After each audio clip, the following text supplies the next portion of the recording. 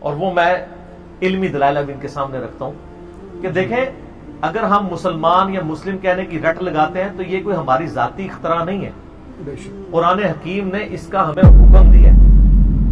ملت ابیکم ابراہیم سورہ الحج آیت نمبر 78. پیروی کرو اپنے باپ ابراہیم کی ملت کی. ہوا سماکم المسلمین, جس نے تمہارا نام مسلم رکھا تھا. یہاں پہ مسلم ایز اے صفت نہیں آیا. ایز اے صفت کا مطلب ہے کہ سر تسلیم خم کرنے والا. یہاں سماکم, تمہارا اسم, تمہارا نیم, تمہارا نام مسلم رکھا تھا. من قبل وفی ھذا, اس قرآن کے نزول سے پہلے ابراہیم نے رکھا تھا اور اس کتاب میں ہم رکھ رہے ہیں. تو یہ تمہیں اللہ نے حکم دیا کہ اپنے آپ کو مسلم کہنا ہے. اللہ تعالیٰ نے ہمیں کہیں نہیں کہا کہ ہم نے اپنے آپ کو بریلوی, دیوبندی, اہل حدیث, سنی, شیعہ ان ناموں میں بانٹ رہے ہیں. اب یہ کہا کہ جی پتہ کیسے چلے گا, تو پتہ تو سر دیوبندی کہنے سے بھی کوئی نہیں چل رہا. دیوبندی کون سے ایک ہیں؟ دیوبندی بھی تو دو ہیں, حیاتی اور مماتی. دونوں ایک دوسرے کو بدعتی اور مشرک سمجھتے ہیں. تو یہ دمیں آپ قیامت تک لگاتے جائیں, یہ ختم نہیں ہوں گی. اور اب تو ماشاءاللہ اس کے اندر بھی حیاتیوں میں بھی لڑائی شروع ہو گئی ہے. طارق جمیل حیاتی اور پارٹی ہے, الیاس گھومن حیاتی دوسری پارٹی ہے. وہ ایک دوسرے کے اوپر فتوی بازی کر رہے ہیں. آپ کے سامنے سوشل میڈیا پہ موجود ہے نا, گمراہ ایک دوسرے کو ڈکلیئر کر رہے ہیں. حیاتیوں میں بھی آگے حیاتی 1, حیاتی 2. تو یہی انجام ہوتا ہے دمیں لگانے کا. دمیں جب لگتی ہیں تو پھر ان دموں میں سے شاخیں نکلتی رہتی ہیں, کچھ اینڈ نہیں ہوتا. قرآن نے ہمیں مسلم کے لانے کا حکم دیا ہے, اور قرآن حکیم میں آیا وَاعْتَصِمُوا بِحَبْلِ اللَّهِ جَمِيعًا وَلَا تَفَرَّقُوا, اللہ کی رسی یعنی قرآن کو مضبوطی سے تھام لو, آپس میں تفرقے میں مت بٹو. اور یہ سب سے سخت آیت سورۃ الانعام کی آیت نمبر 159 ہے. ان الذین فرقوا دینہم وکانوا شیعا, بے شک جن لوگوں نے اپنے دین میں فرقے بنا لیے اور گروہوں میں بٹ گئے. لست منہم فی شیء, اے نبی علیہ السلام آپ کا ان سے کوئی تعلق نہیں ہے. انما امرہم الی اللہ, ان کا معاملہ اللہ کے سپرد ہے. ثم ینبئہم بما کانوا یفعلون, پھر اللہ ان کو بتا دے گا جو دنیا میں وہ کرتوت کیا کرتے تھے, کہ انہوں نے یہ فرقے بنائے, فرقہ واریت میں امت کو بانٹا. نبی صلی اللہ علیہ وآلہ وسلم نہ سنی تھے, نہ شیعہ تھے, نہ بریلوی تھے, نہ دیوبندی تھے, نہ اہل حدیث تھے. اچھا مجھے بتائیں کہ اگر آپ سے کوئی کافر آ کے پوچھے کہ نبی علیہ السلام کیا تھے, مسلم, تو ان کی جرت ہوگی کوئی کہے نبی علیہ السلام بھی دیوبندی تھے؟ تو سر اسی سے اندازہ لگا دیں کہ اس لفظ کی کتنی ورتھ رہ جاتی ہے. اور اگر وہ کہتا ہے نہیں اس زمانے میں مسلم کافی تھا تو اب ہمیں یہ نام لگانے پڑتے ہیں, تو وہ گورا آپ کو معصومانہ سوال اگلا کرے گا, اب لگانے پڑتے تو یقیناً آپ کے نبی یہ بتا کے گئے ہوں گے کہ ایک زمانہ آئے گا کہ مسلم کے ساتھ 50 دمیں اور لگانی پڑیں گی. تو وہ حدیث کس کتاب کے اندر لکھی ہوئی ہے؟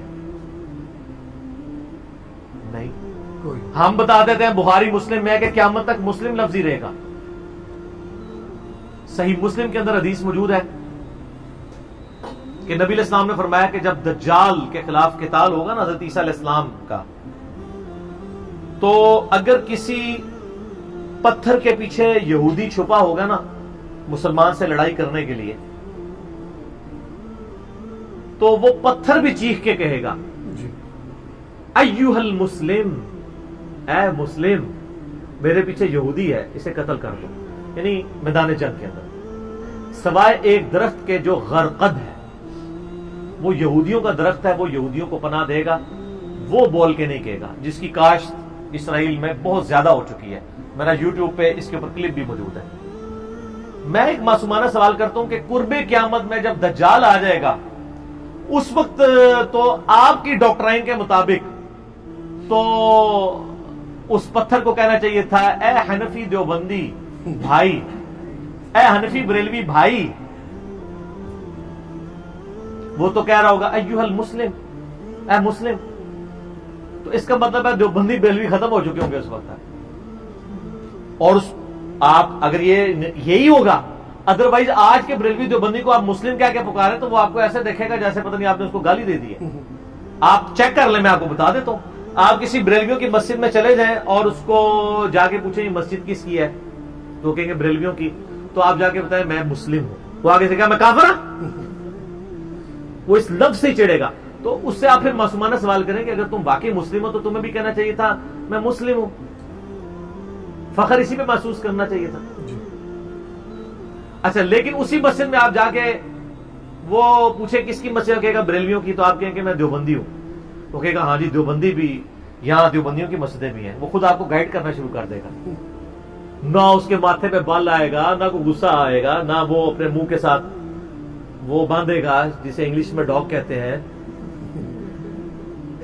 جس کا ذکر سورۃ الاعراف کی آیت نمبر 175 میں علماء سو کی مثال اس کی دی گئی ہے، وہ نہیں باندھے گا اپنے منہ کے ساتھ کیونکہ اس کو نارمل لگے گا۔ تو جب ایک مسلم کو لفظ مسلم اور مسلمان اب نارمل لگنا شروع ہو جائے تو آپ سمجھ لیں کہ اس کو بیماری لگ گئی ہے۔ جیسے بیمار آدمی کو پکوڑے بھی کڑوے لگتے ہیں کیونکہ اس کے منہ کا ذائقہ خراب ہوا ہوتا ہے، ان کو مسلم لفظ بھی کڑوا لگتا ہے۔ صحیح۔ یہی حال اہل حدیثوں کا بھی ہے، وہ بھی یہی کر رہے ہوتے ہیں۔ اہل حدیثوں سے پوچھیں کہ صحیح مسلم کے اندر حدیث ہے کہ ہر مسلمان ہر مسلم پہ ہفتے میں ایک دن غسل کرنا واجب ہے جس میں وہ اپنے جسم کا میل دور کرے، اور بخاری مسلم میں آتا ہے جمعے والے دن کرے گا تو افضل ہے، جمعے کے علاوہ بھی کسی دن کر سکتے ہیں۔ تو وہاں پہ یہ تو نہیں ہے کہ ہر بریلوی پہ، دیوبندی پہ، اہل حدیث پہ، شیعہ پہ، سنی پہ مسلم ہے۔ قرآن و حدیث کی تو ٹرم ہی مسلم اور مؤمن ہے، یہ ٹرمز ہی آپ نے خود بنا لی ہیں، اور پھر اس سے بڑا ظلم یہ ہے کہ مسجدوں کے باہر لکھا ہے اور فرقوں کے ناموں کے اوپر مسجدیں بانٹی ہیں، اور پھر باقاعدہ لکھ کے لگایا کہ یہاں پہ امام مسجد اس فرقے کا ہوگا، دوسرے کے علاوہ نہ کوئی تقریر کر سکتا ہے نہ نماز پڑھا سکتا ہے۔ کیوں؟ دوسرے کافر ہے، وہ اندر سے یہ کہہ رہے ہوتے ہیں۔ تو میں ان کو وہی بات کروں گا، ما کان ابراہیم یہودیا ولا نصرانیا، ابراہیم علیہ السلام نہ تو یہودی تھے اور نہ نصرانی تھے۔ یہ آپ سے پہلے بھی ایک امت یہ کام ڈال چکی ہے، بنی اسرائیل۔ یہودی کہتے تھے ہم ابراہیمی ہیں، اور عیسائی کہتے تھے ہم ابراہیمی ہیں، جس طرح دیوبندی کہتے ہیں ہم حنفی ہیں اور بریلوی کہتے ہیں ہم حنفی ہیں۔ دیکھا؟ سنی کہتے ہیں ہم محب اہل بیت ہیں، شیعہ کہتے ہیں ہم محب اہل بیت ہیں۔ اللہ نے فرمایا نہ سے اسٹارٹ، ما کان ابراہیم یہودیا ولا نصرانیا، نہیں ابراہیم نہ تو یہودی تھے نہ عیسائی تھے، ولیکن کان حنیفا مسلما، بلکہ وہ سب سے ٹوٹ کے ایک اللہ کے ہو گئے تھے اور وہ مسلم تھے۔ وما کان من المشرکین، اور وہ مشرکوں میں سے نہیں۔ مجھے اپنے استاد کی بات یاد آ گئی، ڈاکٹر اسرار صاحب کی، وہ جب بھی آیت پڑھا کرتے تھے تو کہا کرتے تھے کہ محمد صلی اللہ علیہ وآلہ وسلم نہ سنی تھے نہ شیعہ تھے، بلکہ وہ ایک اللہ کے ہو گئے تھے، وہ مسلم تھے۔ وہ کہتے تھے اس کو اپنی امت کے اوپر بھی آپ ٹرانسلیٹ کریں، یہ اگلے امتوں کی داستانیں نہیں ہیں۔ ابراہیم علیہ السلام، کیونکہ ہم دین ابراہیمی کے اوپر ہے نا، جی نبی علیہ السلام کو اللہ تعالیٰ نے دین ابراہیم کی طرف گائیڈ کیا نا۔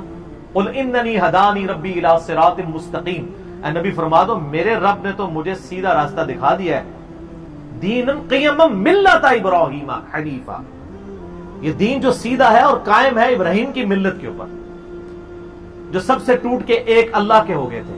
وما کان من المشرکین، اور وہ مشرک نہیں تھے۔